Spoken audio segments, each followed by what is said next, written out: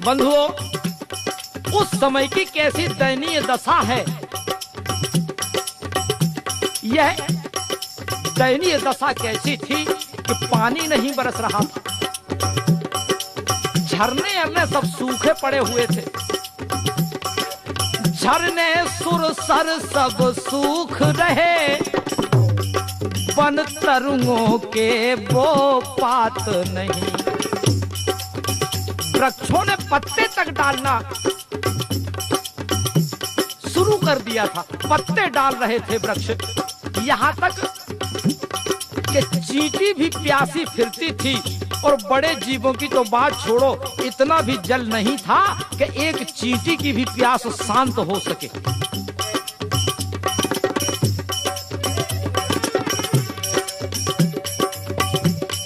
चींटी भी प्यासी फिरती थी, पशुओं की कहता में बात नहीं। जब चींटी की यह हालत थी, वहां पानी था ही नहीं। जिस समय माता अनसुईया हाथ में कमंडल लिए हुए चारों ओर जल की प्रतीक्षा में घूम रही थी कि कहीं भी जल मिले। जब जल नजर नहीं आया, माता अनसुईया एक स्थान पर खड़ी हो जाती। क्षण भर रुक कर अनसुईया ने, क्षण भर रुक कर अनसुईया ने सोचा यह बात निराली है कि हाँ कैसे पति को पानी दूं, अब कैसे पति को पानी दूं। सब सारे जब सारे निर्झर खाली हैं, कैसे अब पति को पानी दूं, जब सारे निर्झर खाली हैं।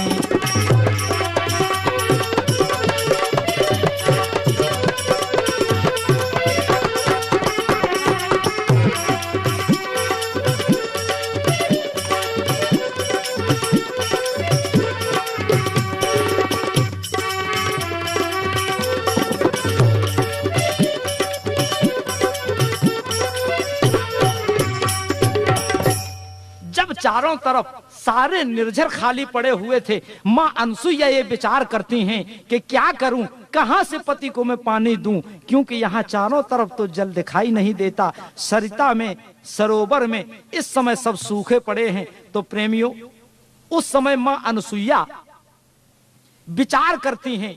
क्या विचार करती हैं कि यदि खाली हाथ लौटती हूं तो प्राण पति का जाता है, तो प्राण पति का जाता है, और दुनिया में अपयश पाती हूँ और पतिव्रत धर्म भी जाता है।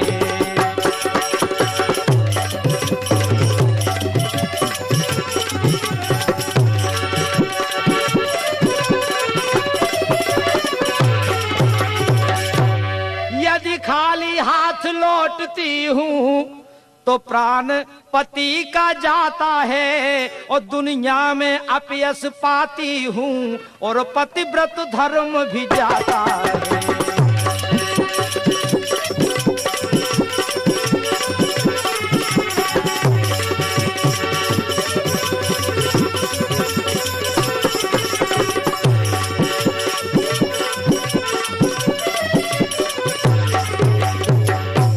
माँ अनसुईया विचार करती हैं कि मैं खाली हाथ लौट जाऊंगी, पति प्यास से व्याकुल हो रहे हैं, उनके प्राण चले जाएंगे और मेरा भी पतिव्रत धर्म नष्ट हो जाएगा। फिर सोचती हैं कि क्या करूं।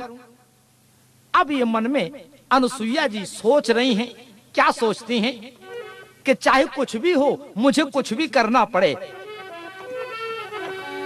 कि अब तो जल लेकर ही जाऊंगी, यह प्रण ही करके जाऊंगी।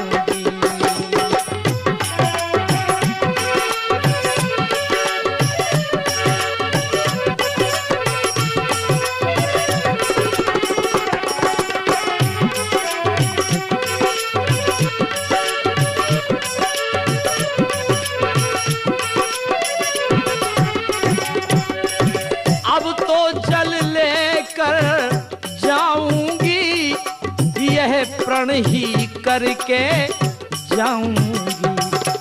हाँ, एक सती नारी का व्रत, अब एक सती नारी का व्रत टूटा, यह क्या बतलाऊंगी।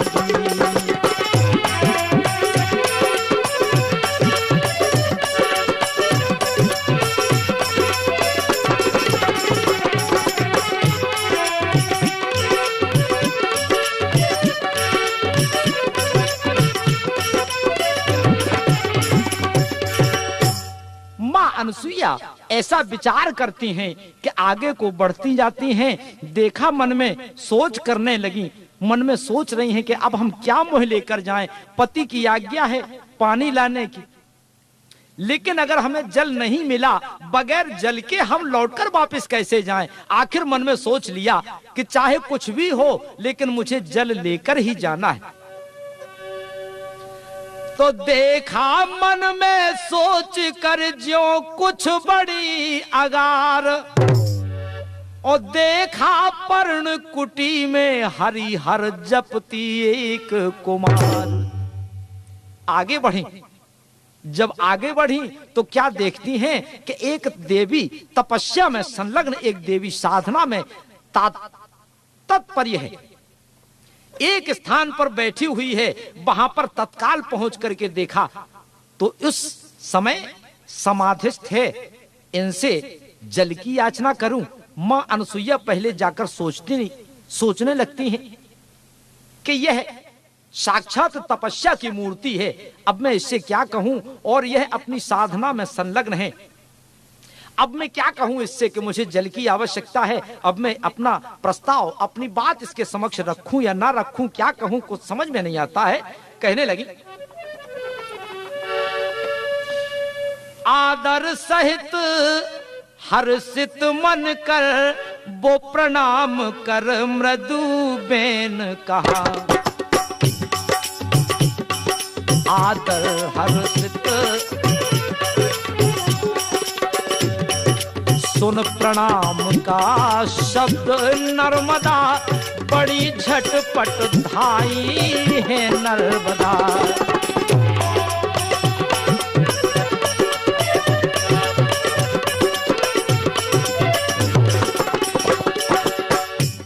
उस समय प्रणाम का शब्द जैसे ही सुना, उस तप की मूर्ति वो नर्मदा जी थी। जिस समय उन्होंने सुना प्रणाम का शब्द, आगे बढ़ी, झट ढाई करके प्रणाम गदगद स्वर से पूछने लगी कि हे मां अनसुईया, इस बेटी को क्या आज्ञा है। तो वह बोली कि मैं तुम्हें क्या आज्ञा दे सकती हूँ। वह बोली, बेटी आज्ञा क्या है, मैं तो आज आपके सामने एक भिखारिन हूँ और मैं भीख मांगने आई हूँ, इसलिए मैं तुम्हारे पास आई हुई हूँ भीख मांगने के लिए। धन्यवाद। बंधुओं देखिए, मां अनसुईया ने कहा कि देवी आप जानती होंगी, जो इसी पर्वत पर एक मुनि रहते हैं, मैं उन्हीं की दासी हूँ, उन्हीं की आज्ञा पालन करने वाली हूँ। हे देवी, इस समय मेरे स्वामी वर्षों के बाद आज स्वामी अपनी समाधि से जगे हैं, उनको प्यास लगी है बेटी, वो जल पीने को मांग रहे हैं। कि बरसों के बाद आज स्वामी अपनी समाधि से जागे हैं।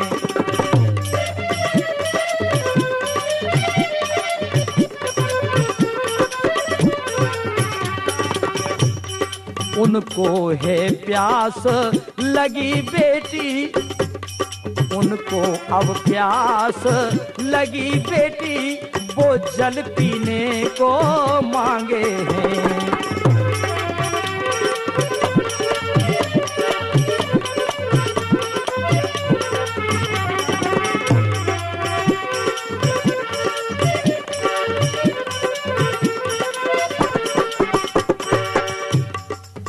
कहने लगी अनसुईया, बोली बेटी मेरे स्वामी आज वर्षों के बाद समाधि से जगे हैं, उन्हें बहुत प्यास लगी है, पीने के लिए पानी मुझसे मांगा, लेकिन यहाँ कहीं मुझे पानी नहीं मिल रहा है, क्योंकि इस समय वृष्टि ही नहीं हो रही है, सारे नदियां तालाब झरने सब सूख गए हैं। तो क्या करूं, आज मैं तुम्हारे पास जल की याचना लेकर आई हूं।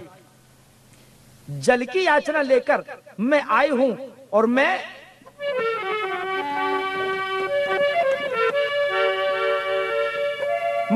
बन बन में फिरती आई हूँ, पर कहीं न जल में पाई हूँ।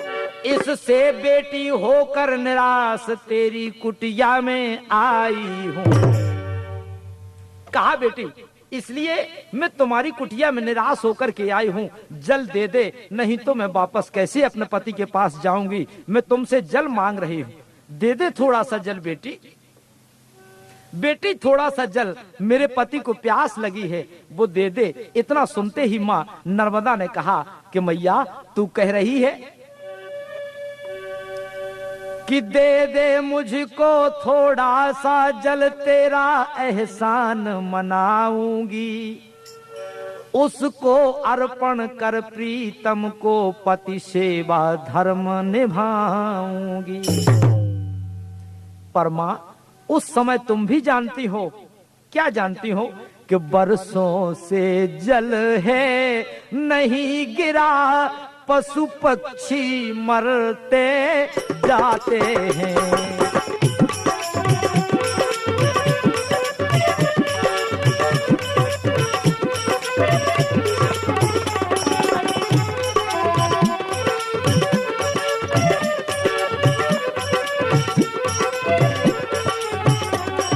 सरबोल बबल भी सूख गए, सब घाट सूखते जाते हैं।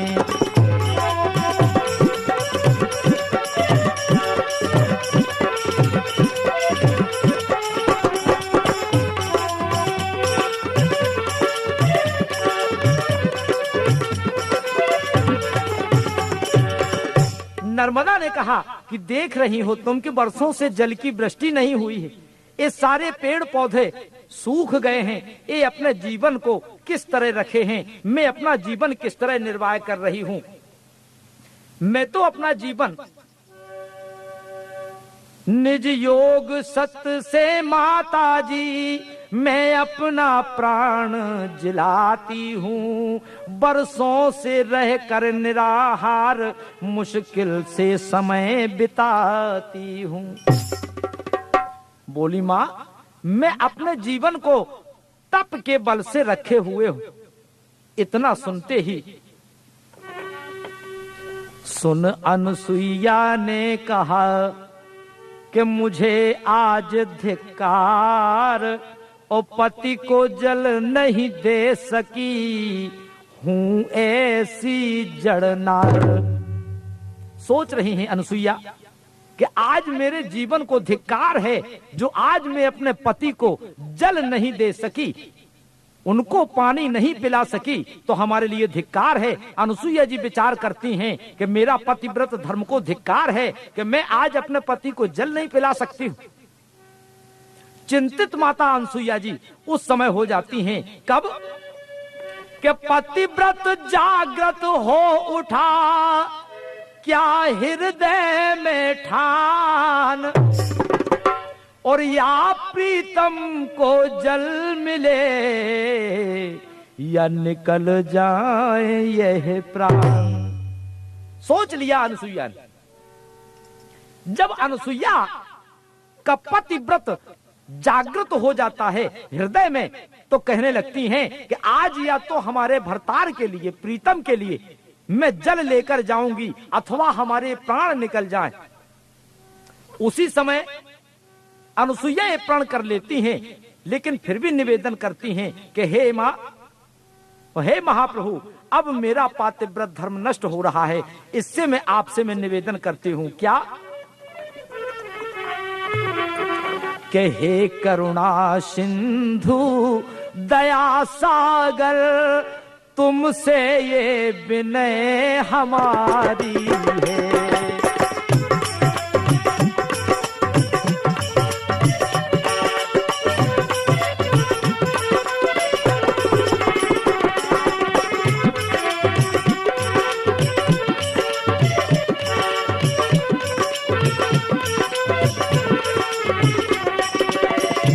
करुणा सिंधु दया सागर, तुमसे ये विनय हमारी है। अब आओ जल्दी बुला रही, अब आओ जल्दी बुला रही, तुमको पति भक्ता नारी है।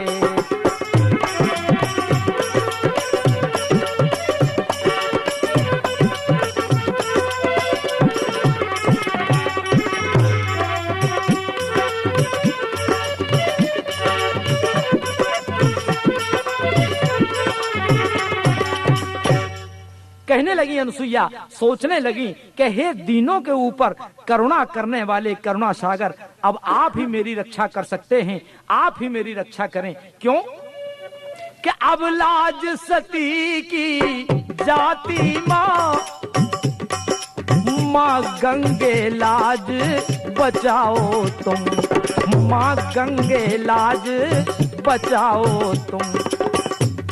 तो पाताल वासिनी निकल पड़ी, पाताल वासिनी निकल पड़ी, अबला की लाज बचाने को पाताल वासिनी निकल पड़ी।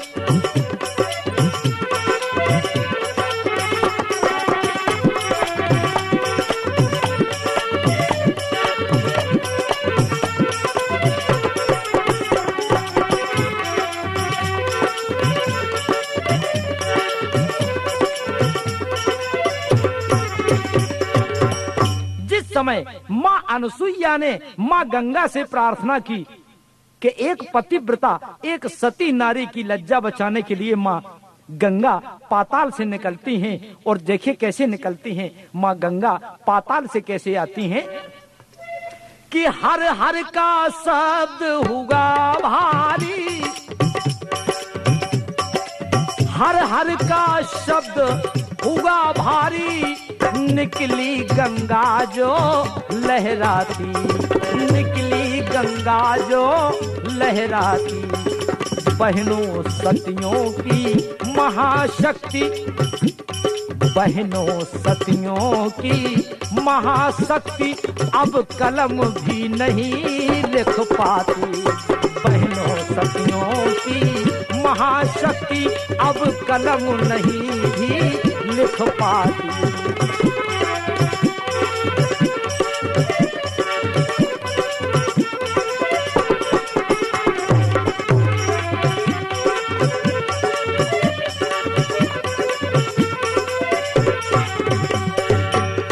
ऐसी प्रार्थना जिस समय माँ अनसुईया ने की तो पाताल वासिनी माँ गंगा तत्काल हर हर शब्द निदात करती हुई इस मृत्यु लोक में आई। प्रेमियों, तत्काल माँ अनसुईया जल लेती हैं कमंडल में और प्रसन्नता के साथ अपने पति के पास जाकर के अपने प्रण की पूर्ति करती हैं। इसलिए माँ मंदाकिनी गंगा माँ अनसुईया की लाई हुई हैं। इसलिए बाबा गोस्वामी जी ने बड़ा मार्मिक प्रसंग यहाँ लिखा है। पूज्यपाद गोस्वामी तुलसीदास जी कहते हैं कि सुरसरी धार नाम मंदाकिनी, तो सब पातक को तुक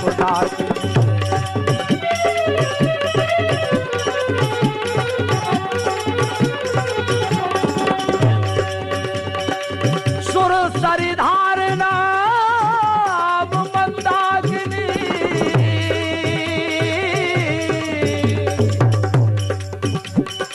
सुरसरी धार नाम मंदाकिनी, जो सब पातक पोतक डाकिनी।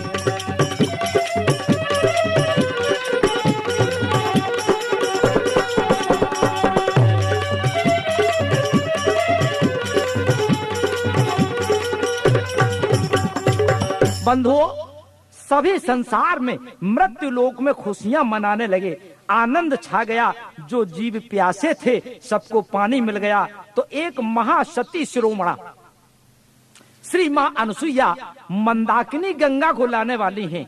हम आप चित्रकूट में आकर के पहले उनमें स्नान करते हैं। तो ये तो हमने सूक्ष्म में कथा माँ गंगा कैसी आई, मंदाकिनी कैसे आई, ये सुनाई इसके बाद आप लोग एक स्थान पर और जाते हैं, जो चित्रकूट में दर्शनार्थी आते हैं, भक्तजन आते हैं दर्शन करने के लिए। वो पहुंचते हैं एक सुंदर बड़े स्थान पर जो देखने योग्य है। वहां जब पहुंचते हैं इसका महत्व सुनकर बड़े प्रसन्न होते हैं, लेकिन जो नहीं देखने के लिए जाते हैं वो नहीं जाते हैं।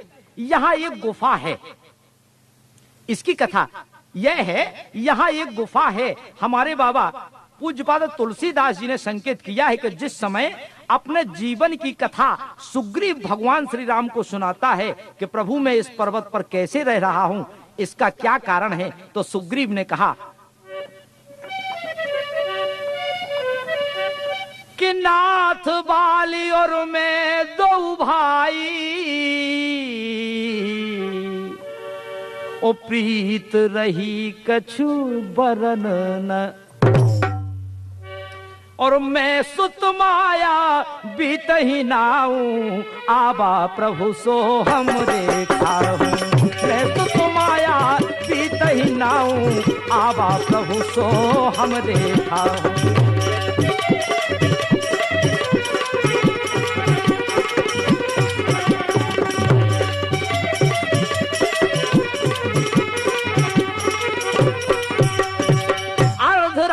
पुनी बाली पुकारा,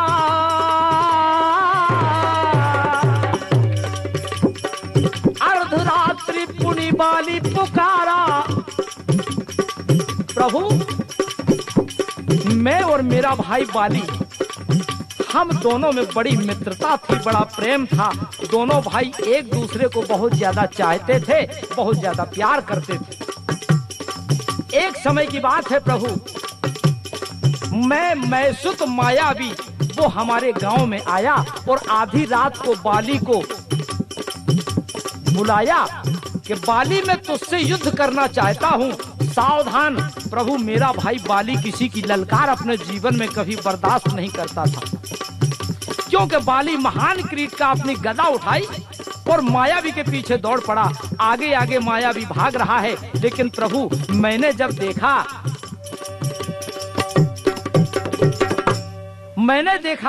सुग्रीव सुना रहे हैं भगवान को। यहाँ लिखा है हमारे बाबा ने कि धावा बाली अरे देख सो भागा, ओ मैं पुनि गयो बंधु संग लागा। मैंने देखा मेरा भाई इससे लड़ने जा रहा है, तो मैंने भी अपनी गदा उठाई, अपने भाई के साथ चल दिया। तो कुछ दूर भागते भागते चलते चलते एक गुफा मिली, उस गुफा में प्रवेश कर गया। प्रभु जिस समय मैं सुत मायावी गुफा में प्रवेश कर गया, मेरे भाई ने पीछे मुड़कर देखा कि मेरा भाई सुग्रीव भी साथ में है। मुझसे कहा कि सुग्रीव तू यहीं पर ठहरना, मैं एक पखवाड़े तक मुझे इसी स्थान पर परखना, और मैं यदि इतने समय तक नहीं आऊं तो ये सोच लेना कि मेरा भाई मारा गया है। हे प्रभु, गिरिवर गुहा बैठ सो जाई, अब बारी मोहे कहाऊ बुझाई।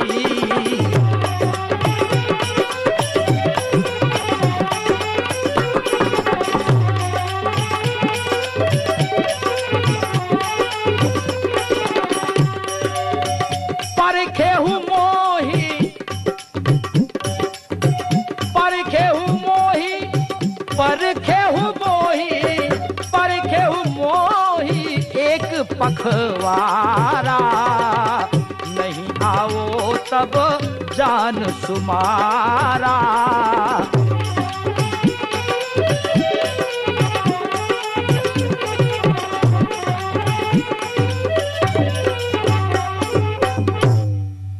कहा सुग्रीव ने कि उस गिरिवर उस गुफा के पास मैं बैठा रहा, यहां तक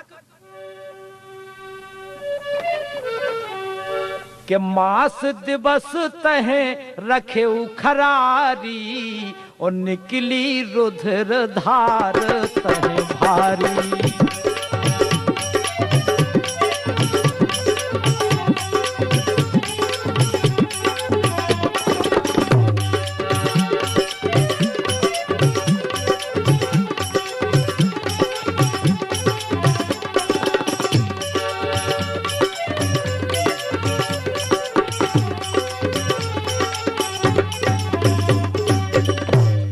प्रभु, जब मेरा भाई बाली उसको मारने के लिए उसी गुफा में प्रवेश कर गया, मेरे भाई ने मुझे जितनी अवधि दी थी, इतने दिन तक तुम रुकना, मैं कुछ दिन तक और रहा, लेकिन कोई पता ना चल सका। वापस मेरा भाई आया, कुछ समय उपरांत एक रक्त की धार निकली, सफेद रक्त की धार मैंने देखी कि मेरे भाई बाली का भी सफेद रक्त है, श्वेत रंग का है। तो मैंने सोचा कि मेरे भाई को वध उस राक्षस ने कर दिया है।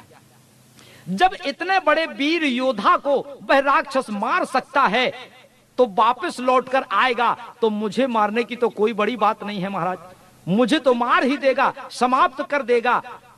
प्रभु मैं डर गया और डर की वजह से मैंने क्या किया, देखिए क्या किया। बाली हत्यो मोहि मारे ही आई, शिला दे ही तहे चले धराई।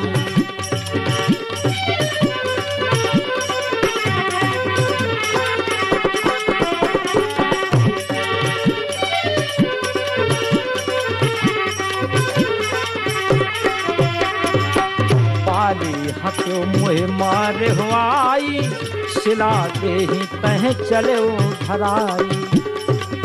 बाली हत्यो मोहि मारे ही आई, शिला दे ही तहे चले धराई।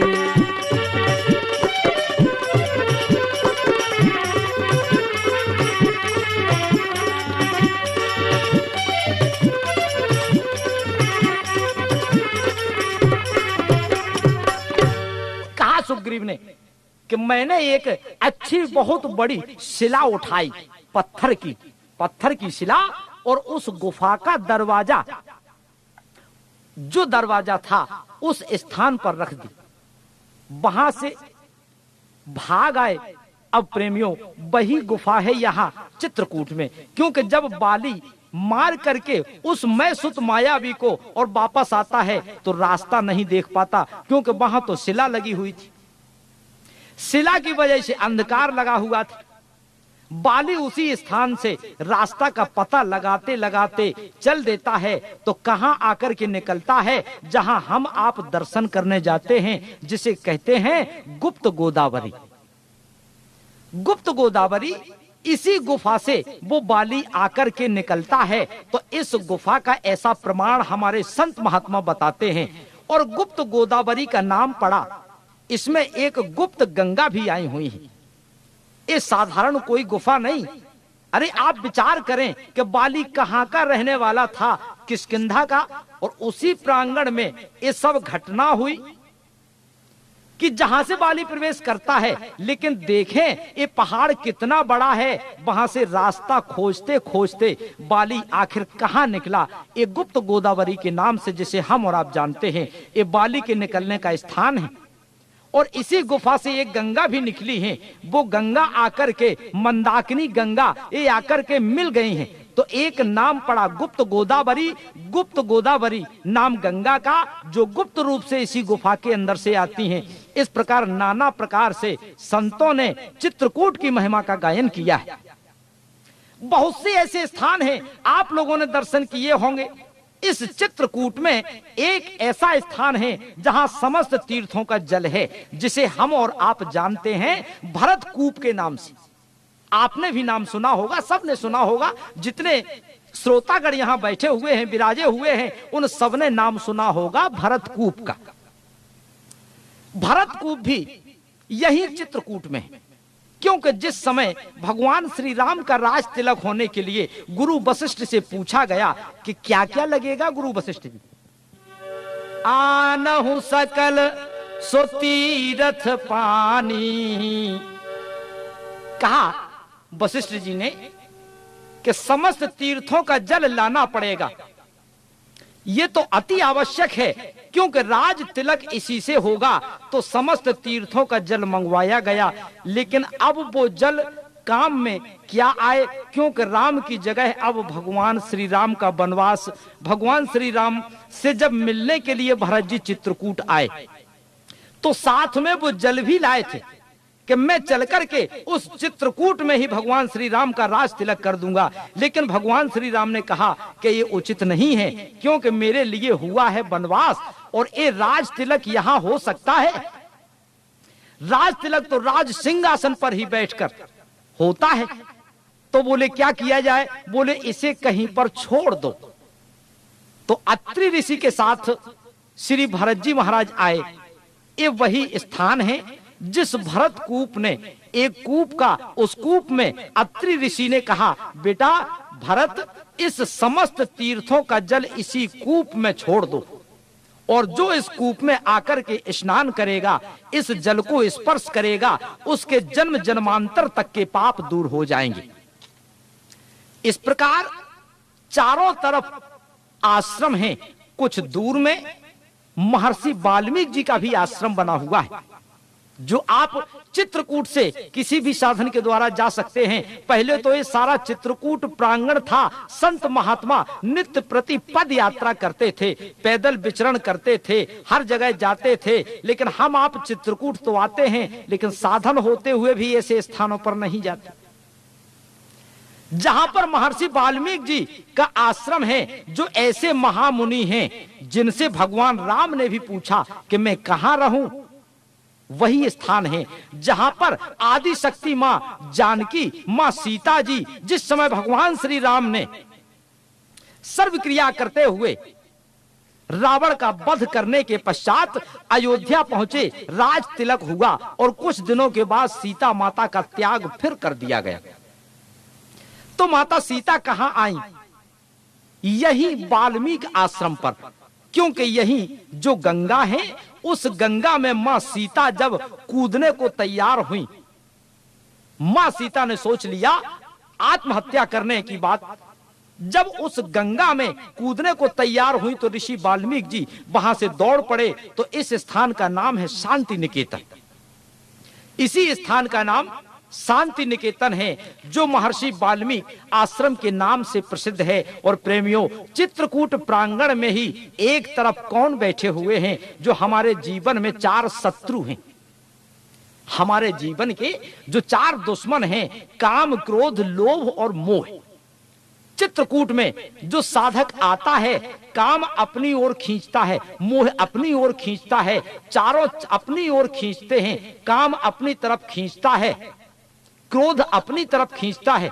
लेकिन सामने कौन बैठे हैं? अनंत बलवंत हनुमंत लाल जी महाराज, जिन्हें हम और आप जानते हैं हनुमान धारा, जो हमारी आपकी रक्षा करते हैं, हमारे चित्त की चंचलता को दूर करते हैं और साधना की ओर लगा देते हैं। श्री अनंत बलवंत हनुमंत लाल जी महाराज, जो स्थान हनुमान धारा के नाम से प्रसिद्ध है। और दूर में आप चित्रकूट से आइए, क्योंकि जब चित्रकूट आते ही हैं तो थोड़ी दूर और चले जाइए, जहां ये कर्म की प्रतीक बह रही हैं। कौन? बोले विधि निषेध में कलिमल हरनी, कर्म कथा रविनंदन बरनी। विधि निषेध में कलिमल हरनी, कर्म कथा रविनंदन बरनी।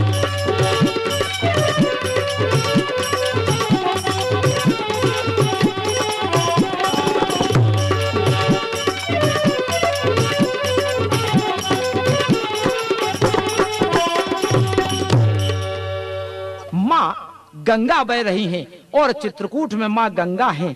तो इधर थोड़ी दूर से, थोड़े से परिश्रम करने में मां जमुना जी बह रही हैं। मां जमुना के किनारे एक ग्राम है जो आप लोगों ने सुना होगा, जिससे तुलसी तीर्थ राजापुर के नाम से कहते हैं। यहाँ पर बाबा गोस्वामी जी की जन्मभूमि है। आज भी प्रमाण रखा हुआ है। वहां गोस्वामी जी का हस्तलिखित, हस्त कमलों से लिखित रामचरितमानस, अब तो छापा में हम लोग पढ़ते हैं, लेकिन उन्होंने किस प्रकार लिखा, कौन सा कागज था, कौन सी कलम थी, कौन सी लेखनी थी, आपको देखने के लिए हमारे राजापुर में मिलेगा। क्योंकि चित्रकूट प्रांगण है, जहां भी घूमने जाएंगे तो आपके मन की चंचलता दूर होगी और मन एकाग्र होगा। ऐसे सुंदर स्थल हैं। तो आप सभी लोग चित्रकूट आने वाले भक्तगण ये ध्यान जरूर रखें कि चित्रकूट यदि आए तो कुछ दिन का समय, 2-4 दिन का समय लेकर आए, चारों तरफ भ्रमण करें। यहाँ चारों तरफ तीर्थ स्थल हैं, देव मंदिर हैं, बड़ी प्रसिद्ध मूर्तियां हैं। तो प्रेमियों, हम आपको एक कथा कन्हैया कैसेट के माध्यम से सुना रहे हैं। हमने समयाभाव के कारण थोड़े थोड़े प्रसंग रखे हैं, जैसे कि माँ अनुसुईया का बड़ा अद्भुत चरित्र है, बड़ी लंबी कथा है, तो हम कन्हैया कैसेट के माध्यम से माँ अनुसुईया की पावन कथा आप लोगों तक पहुंचाने का प्रयास करेंगे। तो आप बड़े रूप में भी स्वीकार करना और इनका पावन चरित्र कन्हैया कैसेट के माध्यम से सुन सकेंगे। तो अब लीजिए, आइए थोड़ा भगवत नाम संकीर्तन हम और आप मिलकर करें, उसके बाद फिर हम अपनी वाणी को विराम देंगे। श्री राम जय राम जय जय राम, श्री राम जय राम जय जय राम। बोलो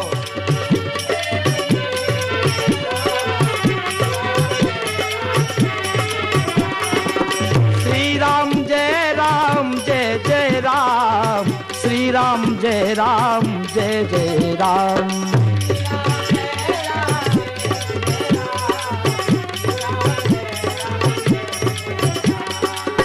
श्री राम जय राम जय जय राम, श्री राम जय राम जय जय राम।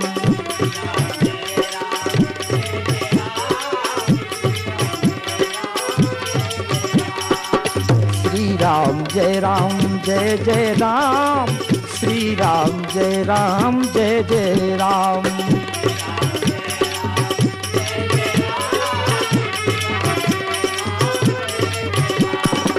श्री राम जय राम जय जय राम, श्री राम जय राम जय जय राम। बोलो श्री राम जय राम जय जय राम।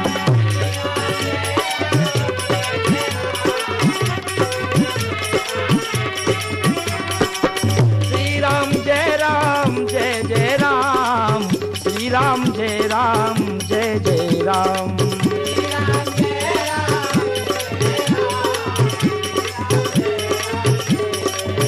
बोलिए भक्त वत्सल भगवान की जय, सत्य सनातन धर्म की, हनुमान हरि की, पूज्य गोस्वामी तुलसीदास महाराज की, बोलिए चित्रकूट धाम की, बोलिए कामदानाथ की। धन्यवाद।